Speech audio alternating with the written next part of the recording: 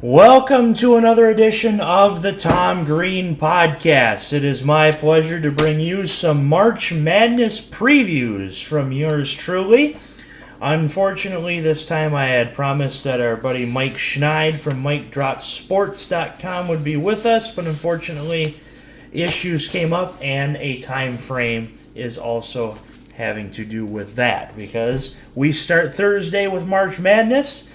Today, as I recorded, is Wednesday, and I got to get something out there for you guys and for the sports people that perhaps could be watching and or listening to this podcast. So, with that being said, let's do a little March Madness preview. This is going to be a little different than other previews. What I'm going to do is I'm going to give you 5 games to watch for Thursday and Friday, perhaps upset games.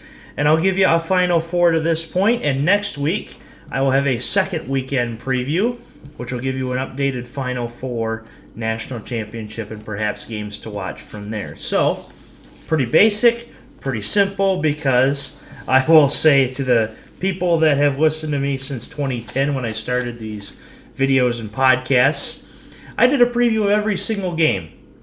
All 63 games of the NCAA Tournament schedule, which bored people. You know, I mean, not every game is a given, but, you know, when you get so far, people can only take so much. So, with that being said, 5 games to preview this Thursday and Friday for the NCAA Tournament. I'm going to start in the East region. That is Duke's bracket, of course, along with Michigan State. And I'm going to start with Maryland Belmont. Belmont, of course, beat Temple last night in the first 4, and Maryland has been a team that's had its ups and downs. I mean, not so much the football team, but the basketball team.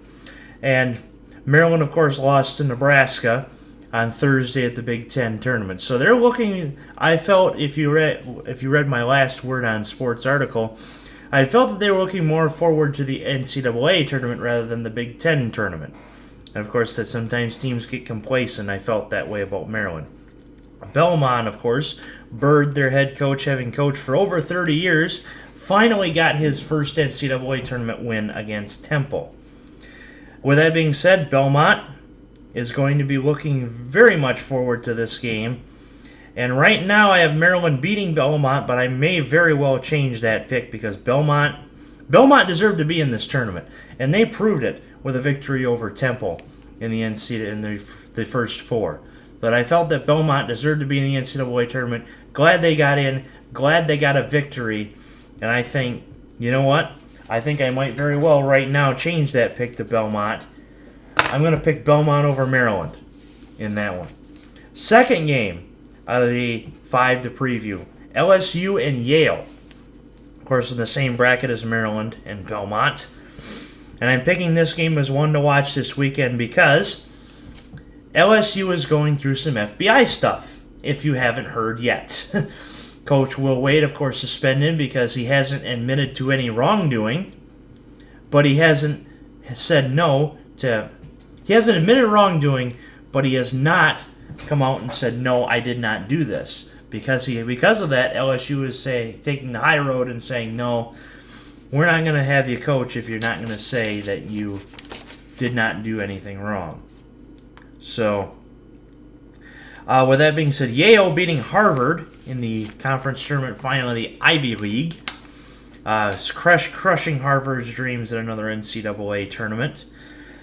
Because of LSU's scandal, I got to take Yale in this game, which gives us an 11-14 matchup in the second round, which it seems like it happens just about every year that we have 2 teams with lower seeds advancing and playing each other in the second round. I remember we had LaSalle against Butler a few years ago, which crushed a lot of people's perfect bracket dreams, which that's another thing I should mention is the chances of having a perfect bracket in this NCAA tournament is 1 in, I believe, over 4 quadrillion. Because you have to pick 63 games exactly correct. You cannot mess up on one. Not even an 8-9 game to which you don't have anyone advancing past the second round. You can't mess up on that either. Chances of a perfect bracket, 1 in over 4 quadrillion. So, good luck if you're trying to get that perfect bracket, which I admit I am trying to do as well. But hey, you always got to give something a chance. So with that being said, look for a lower-seeded matchup between two teams in the East region in the second round. Moving to the West region, a very interesting game I circled between, of course, Marquette and Murray State. You got Marcus Howard and Marquette, who's been on the downturn recently, but won a game in the Big East tournament and is looking to impress, against Ja Morant and Murray State. Of course, a lot of people are expecting Ja Morant to go early in the NBA draft. He's going to showcase his talents on the real big national stage, which if you read another article I posted for Last Word on Sports about RJ Barrett, I had questioned Ja Morant because I felt that he hadn't faced a lot of Quad 1 teams. Well, this is his chance to do so.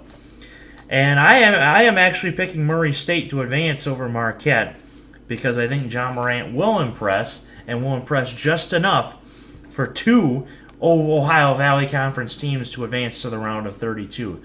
That'd be amazing for that Ohio Valley Conference. Get them a lot of money, get Ja Morant a lot of exposure, and get Belmont a lot of exposure. So give me Murray State over Marquette in that one. Moving on to the South region, which a lot of people are picking Virginia to dominate, but I am not. And I will get back to that in a minute. No, I am not predicting Virginia and Gardner-Webb to be one of the 5 games to look for.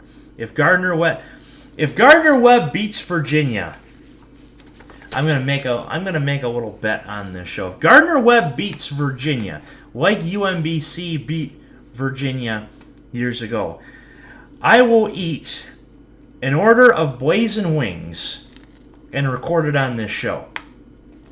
So there you go. If Gardner-Webb beats Virginia, so we have another 16-1 upset over Virginia, an order of blazing wings will be consumed on this show by yours truly in front of the camera.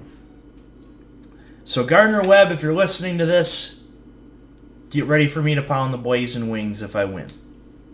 Or if I lose, if I lose. If you win. That being said, we move on to Kansas State and UC Irvine. Irvine has dominated Big West play, winning the Big West Conference.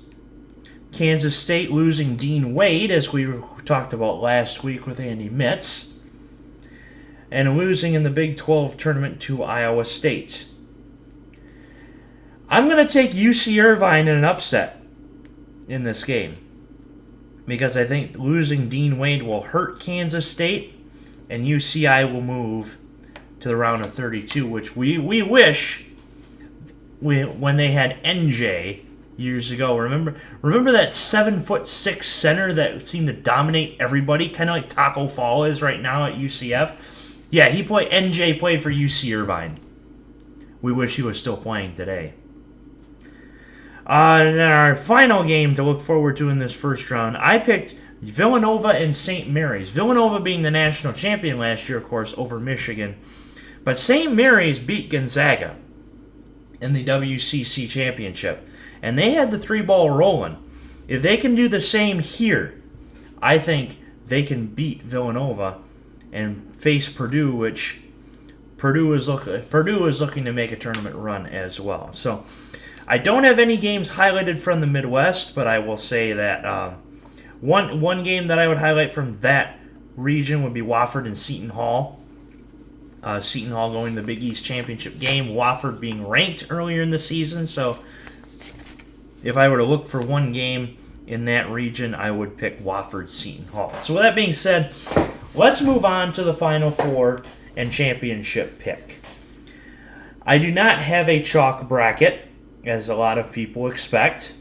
Well, actually, not a lot of people expect, because if we went chalk, how fun would this be? It wouldn't. My Final Four as it stands now is Duke beating Michigan State in the Elite Eight, Michigan beating Gonzaga in the Elite Eight. Purdue over Wisconsin. And North Carolina over Kentucky. I have Purdue going to the Final Four. I had Purdue going to the Final Four last year over Villanova. And, of course, we saw how that pick went. So I'm going to try it again, hoping that reverse psychology happens. I have Wisconsin beating Virginia in the Sweet 16. A lot of people are actually picking Oregon to beat Wisconsin because Oregon's a hot team as well. I kind of had that feeling with UC Irvine. So I have Wisconsin beating Virginia, but if Virginia wins, I would expect Virginia to hit the Final Four and play UNC. So all depending on the winner of Virginia-Wisconsin in that game. I don't see Wisconsin going to the Final Four again with the team that they have. Even though Ethan Happ has very well impressed in his career, and I think he could be a late first-round, early second-round draft pick, Ethan Happ, I do not see Wisconsin going to the Final Four. So Duke, Michigan, Purdue, and UNC in my Final Four. My national championship game is Duke and North Carolina. I know people are thinking, oh, another Duke, North Carolina matchup. But from this bracket, as it's laid out, I don't see anyone other than Duke or North Carolina in the national championship at this point. Duke could go down to the winner of NC Central, North Dakota State. Old Dominion could beat Purdue. Montana could beat Michigan. Iona could beat North Carolina. We don't expect that, neither do I, but this is NCAA March Madness. Anything can happen. And right now I have North Carolina winning 75-64 over Zion, Williamson, and Duke.